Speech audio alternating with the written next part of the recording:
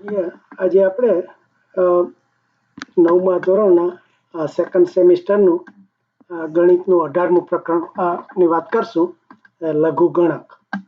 એટલે લઘુગણકનો પહેલા તો ઉપયોગ શામાં છે અને એનું મહત્વ શું છે એની થોડી વાત કરશું. એટલે આમ તો કહે છે કે લઘુગણકનું જે પહેલા ઉપયોગ હતો એ હવે નથી રહ્યો, કારણ કે લઘુગણક કે ગણતરી ગણક એટલે ગણતરી કરવા માટે જે લાંબા લાંબા આંકડા હોય એના માટે પેલું અઘરું પડે એ સહેલું કેમ થાય. ધારો કે આપણે આ 10 લાખ રૂપિયા હોય, 1 2 3 4 5 આ 10 લાખ રૂપિયા હોય અને એ એમ કે 1 લાખ સ્કૂલમાં આપવાના હોય તો સરકારને એમ કે કેટલા પૈસા જોઈએ. જો ગણવું હોય તો આ જે ગુણાકાર કરો કે તમે 10 ને 5 મીંડા જ, આ 6 મીંડા છે અને 5 6 ને 5 11 મીંડા ચડાવવા પડે, 11 મીંડા.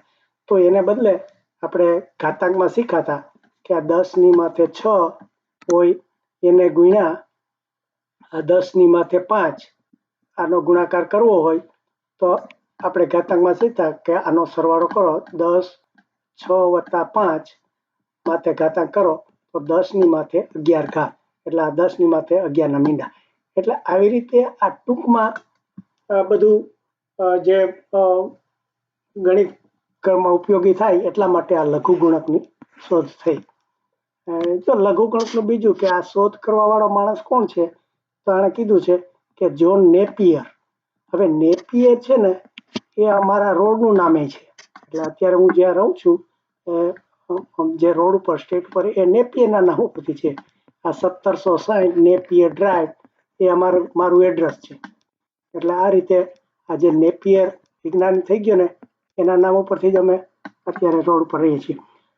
એટલે ખાસ આ જે કે આપણે ઘાતાંક શીખાતા એનાથી ઉલટું કરો એ લઘુગણક.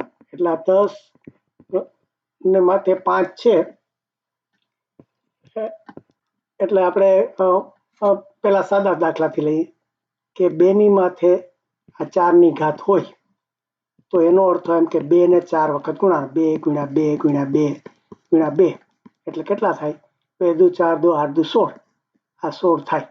એટલે આ 2 ની માથે 4 ની ઘાત બરાબર 16 થયા. આ આપણે ઘાતાંકમાં શીખા. હવે આને જો ઉલટું કરી નાખીએ તો લઘુગણક થાય. એટલે શું કે આ લોગ, તમારે એમ જ વાપરે છે ને શબ્દ કે લોગ વાય, એટલે આ લોગ 16 નો લોગ કરો ને એનો જવાબ 2 આવે, અરે એનો જવાબ 4 આવે. આ 2 છે એ પાયામાં આવે.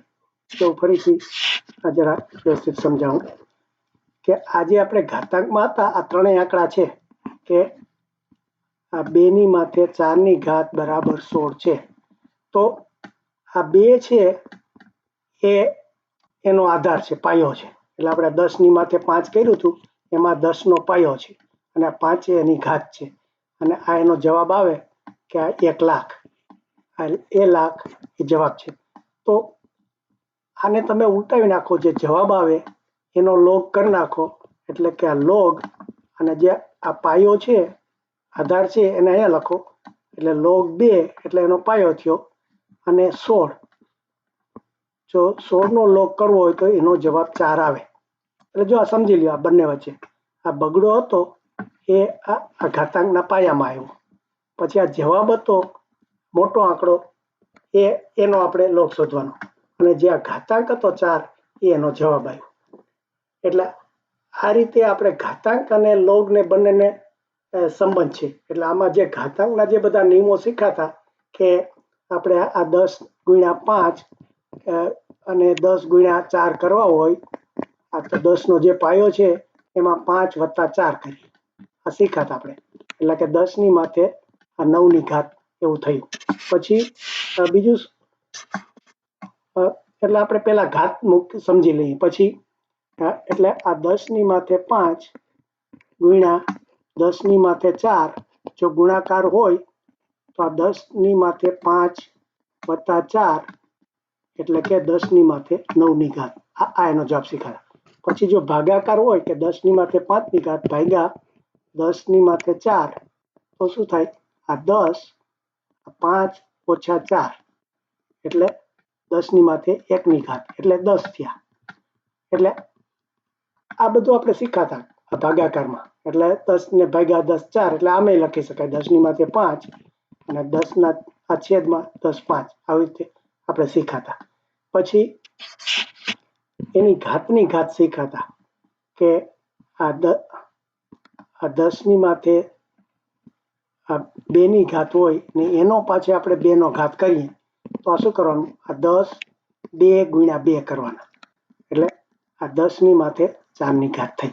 એટલે આ ઘાતની ઘાત હોય તો ગુણાકાર થાય, આ ગુણાકાર હોય તો સરવાળો થાય, આ ભાગાકાર હોય તો બાદબાકી થાય. આ બધી જ વસ્તુ આપણે શીખાતા. એટલે અને બીજગણિતમાં આપણે જો મૂકવું હોય તો એની માથે આ બી ની ઘાત હોય ગુણ્યા એની માથે સી ની ઘાત હોય, એટલે જો પાયો 1 ને 1 હોય તો એની માથે બી વત્તા સી થાય. એટલે આ બધું બીજગણિતમાં. એટલે તમારે એટલે થોડું અઘરું લાગે, પણ પેલા અંકગણિતની રીતે જો કે અંકગણિતમાં આપણે કેવી રીતે મૂક્યા હતા તો એ પેલા ઘાતાંક આપણે સમજી લઈએ, પછી એનો એમ કે આપણે લઘુગણકમાં કેવી રીતે થાય છે એ પછી સમજશું. એટલે જે આ પેલા છે એમાં આપણને આ બીજગણિતની રીતે આપ્યા છે કે એ બી. એટલે આપણે જ્યારે બીજગણિતના આંકડા ધારીએ ત્યારે એનો કયો ગણ છે પેલું કેવું પડે. એટલે આપણે જો ગણે પેલા શીખી ગયા હતા કે આ એ બી અને એક્સ અને વાય જો આપણે 4 આંકડા વાપરતા હોઈએ બીજગણિતના તો આ પેલા સમજાવું તમને. આ ખાલી અહીંયા શું કહેવા માંગે છે, આ જે છે આ શું છે, એટલે કેવી રીતે એનો ગણ સભ્ય થાય છે તો એ પેલા સમજી લઈએ આપણે બીજગણિતમાં આ બધા આંકડા મૂકવા પહેલા. કે આપણે એ અને બી એ જો એમ કે આ આર પ્લસ ના સભ્ય હોય. હવે આર એટલે આપણે શીખાતા કે ગમે તે જે આ શૂન્ય હોય ત્યાંથી આંકડો આપણે આ 1.5 છે કે √2 છે કે આ બધા જ આંકડા આ બાજુ નેગેટિવ હોય, -1.5 હોય, -√2 હોય. આપણે આ રેખા સંખ્યા ઉપર બધું શીખાતા. હવે જો આર પ્લસ હોય તો શું કે આપણે આ પોઝિટિવ જ લેવાના, નેગેટિવ નહીં. એટલે હવે આપણે એનો આંકડો ધારવો હોય તો એનો આંકડો ધારવો 5 ધરાય કે 25 ધરાય કે ગમે તે ધરાય, પણ નેગેટિવ ના ધરાય, -5 ના ધરાય. એવી રીતે આ બી છે એને તમારે આર પોઝિટિવ એટલે એનો 5 હોય 15 હોય ગમે તે હોય, પણ -15 કે -2 એવું કશું ના ચાલે. એ અને પછી બીજા આપણે એક્સ અને વાય છે એ એમ કે આર ના સભ્યો હોય તો એમાં ગમે તે ચાલે. જો અહીંયા કીધું એક્સ અને વાય છે એ આર ના સભ્યો હોય અને એ અને બી છે આર પ્લસ ના સભ્યો હોય.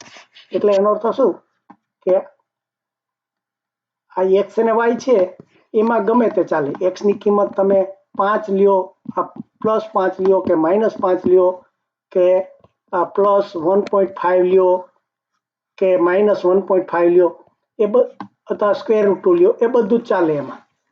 એટલે હવે જો આ 4 આપણે બીજગણિતના આંકડા લીધા એ બી અને એક્સ વાય, એના ઉપરથી જો સૂત્ર મૂકીએ આપણા જે ઘાતાંકના સૂત્રો હતા કે એ માથે એક્સ ની ઘાત તો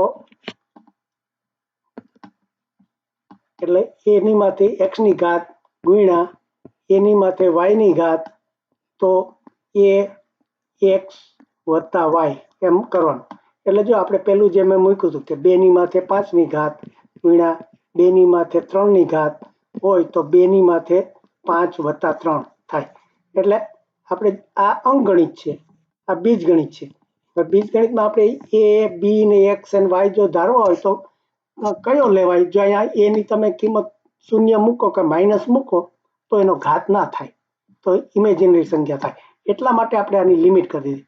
આ માથે ઘાત ગમે તે હોય, એટલે આ બેની માથે -5 ઘાત ચાલે, આ પણ -5 માથે -3 ઘાત આ ના ચાલે. એટલે એનો પાયો છે એ તમારે માઇનસ ના ચાલે. એટલા માટે અને કીધું છે કે આપણે આ એ અને બી છે એ આર પ્લસના સભ્ય છે, અને એક્સ અને વાય છે એ આર ના સભ્ય, એટલે કે એમાં ગમે તે સંખ્યા ચાલે. એટલે આ રીતે બીજગણિતના તમારે આ શરત રાખી અને એનું બીજગણિતમાં આપણને જે સૂત્રો આપણે પેલા શીખી ગયા એ 4 મૂક્યા છે. એટલે કે આ એની માથે એક્સ હોય અને આ ભાગ્યા એની માથે વાય હોય તો એની માથે એક્સ માઇનસ વાય થાય. એટલે એ જે 4 આપણે આ બધા નિયમો શીખાતા, પછી ઘાતની ઘાત હોય કે એ એક્સ હોય અને એની માથે વાય ની ઘાત હોય તો એ ને એક્સ ને વાય નો ગુણાકાર થાય. પછી આ જો ભાગ્યા હોય તો માઇનસ થાય, ગુણ્યા હોય ઘાતની ઘાત હોય તો ગુણ્યા થાય, આ ગુણાકાર હોય તો સરવાળો થાય. અને પછી આ જે બે એ અને બી ભેગા હોય એનો ગ્રુપ હોય તો છૂટા પાડીને થઈ શકે. એટલે કે આપણે જો આ 5 × 3 એની માથે આ 2 ઘાત છે એમ કરવું હોય તો આને આપણે આમે લખાય કે 5 માથે 2 ઘાત ગુણ્યા 3 માથે 2 ઘાત. હવે આ 5 ને 3 જગ્યાએ એ અને બી મૂકવું કે એ અને બી છે એની માથે એક્સ ઘાત છે, તો શું કરાય? એની માથે એક્સ ઘાત ગુણ્યા બી માથે એક્સ ઘાત. એટલે આવી રીતે તમે આ ગ્રુપ હોય જો ગુણાકાર હોય તો છૂટા પાડી શકાય. પછી આ બીજું શું છે? એવી જ રીતે જો ભાગાકાર હોય, આ ભાગાકાર છે કે એ અને બી નો છેદ હોય, એટલે કે આ એ ના છેદમાં બી હોય અને એની માથે એક્સ ઘાત હોય તો આને છૂટા પાડાય કે એની માથે એક્સ ઘાત અને બી છેદમાં લઈ એની માથે એક્સ ઘાત. આ બધા આપણા જે નિયમો પેલા શીખાતા ઘાતાંકના એ ફરીથી અહીંયા યાદ કરાવ્યા છે. હવે એનો કેવી રીતે ઉપયોગ થશે? ઉલટું મેં કહ્યું ને, ઉલટું થઈ જાય છે. આપણે એ એક્સ બરાબર વાય હોય એની માથે એક્સ ઘાત વાય, તો આને આમ લખી કે લોગ છે એનો એ પાયો હોય તો વાય નો લોગ શોધવો હોય તો એનો જવાબ એક્સ આવે. આ વસ્તુ બે ઉલટા સુલટી છે, એનો આપણે હવે આ વસ્તુ પેલા શીખી ગયા એટલા માટે આ બધા એના નિયમો પ્રસ્તાવનામાં આવ્યા. હવે આ વસ્તુ શીખવાના છીએ તો આનો નાનો સંબંધ જો આ એક્સ છે એ ઘાત હતી એ જવાબમાં વહી ગઈ અને વાય જે જવાબ હતો એનો લોગ થઈ ગયો અને આ એ હતો એ પાયા માર્યો. આ વસ્તુ તમને બરોબર મગજમાં ઉતરી જાય તો પછી આગળ આખો પાઠ સમજાઈ જશે.